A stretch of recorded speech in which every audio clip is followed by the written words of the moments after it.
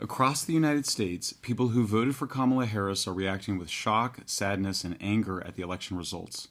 They're asking themselves why so many Latinos, Gen Xers, men and women not only voted the way they did, but also why so many of us feel enormous relief at Trump's historic victory. But do they really not understand? Or do they not want to understand?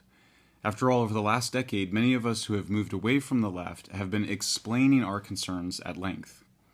We didn't appreciate being told we were bigots for not wanting to defund the police, open the borders, or mandate racial quotas.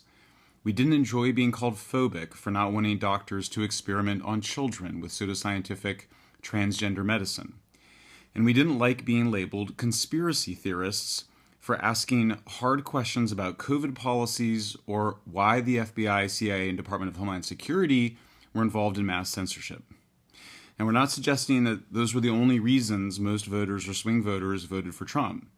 The polls indicate that the top issues were the economy, migration, but elections are won on the margins, and what made the difference between 2020 and 2024 was the defection of so many traditionally Democratic voters to Trump and the Republicans.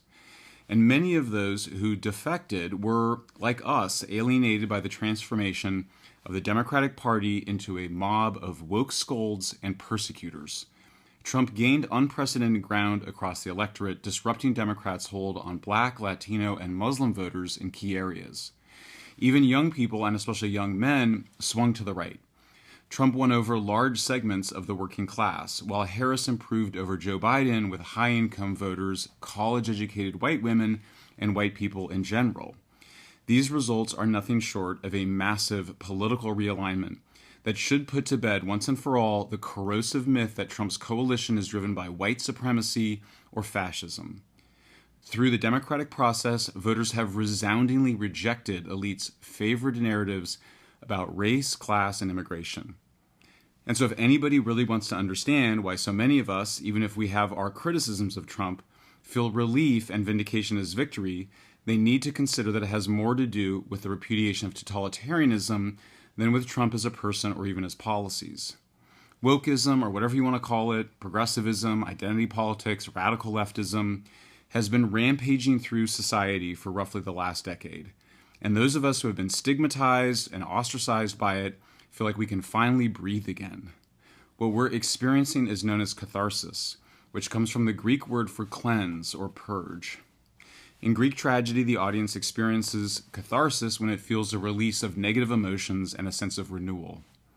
Many of us who have felt persecuted for our views, even in small ways, such as not feeling comfortable expressing our true feelings with friends and family, we now feel freer to speak our minds.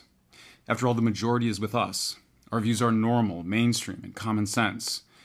As Democrats weaponize the government and justice system, attempting to keep Trump off the ballot and put him in prison, we identified not with Trump, the Republican, or the businessman, or the former president even, but rather with Trump, the wrongly accused.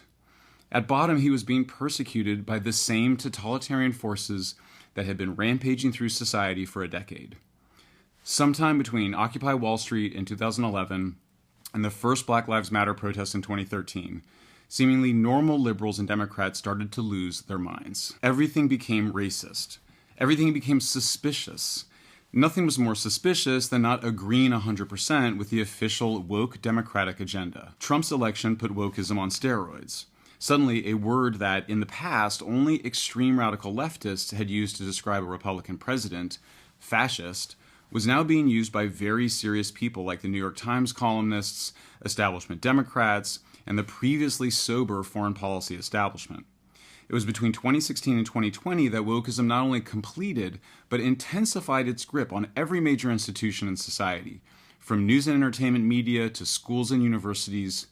These institutions encouraged and participated in the mass condemnation and cancellation of heretics, which became known as the Great Awakening, and was really a new witch hunt. Ordinary and otherwise decent people behaved cruelly. They accused people they had known for years or decades of bigotry or racism, or of wanting to genocide trans people, or wanting millions to die from COVID. Diverging from progressive orthodoxy in any way became enough for people to not only end friendships, but to insist that the transgressors be ostracized and excommunicated. Those who had made a great show of being courageously open-minded and tolerant became intolerant, incurious, and cowardly. We were asked to pretend that the people carrying the pitchforks and torches to go witch hunting were in fact well-intentioned and just cared a lot more than the rest of us. They didn't.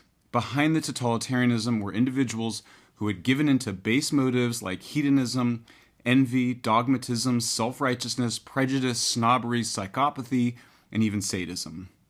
There are many underlying causes of the totalitarian Great Awakening. The growing distance between educated elites and working people, the rise of narcissism, psychopathy, and other cluster B personality traits like entitlement and grandiosity, the ways in which the social media dehumanizes people and normalizes behaviors that would seem psychopathic in real life, the anxiety induced by social media's fishbowl effect, where our natural fears of social disapproval are magnified to a degree we were never evolved for, the counter-populist reaction from the deep state foreign policy establishment to a populist American president and populist uprisings around the world, the list goes on. Fully excavating the causes of the derangement of the last decade requires a book-length treatment, which we are dutifully working on right now. The good news is that we're already on the downward slope, moving away from peak woke. If one had to find the moment where the lies were at their greatest power, it might have been during the summer of 2020, when the public health experts who had demanded that we shut down the schools said it would be immoral not to join Black Lives Matter protesters in physical real-world events that were no different from the super spreader events they had just a few weeks earlier demanded people be arrested for attending. Peak censorship came less than 2 years later, when former President Barack Obama gave a Stanford University speech urging government regulation of social media platforms. The bad news is that much of the censorship industrial complex remains in place. Few of the abuses of power over the last 8 years have been fully investigated, and wokeism remains entrenched in every major societal institution. The good news is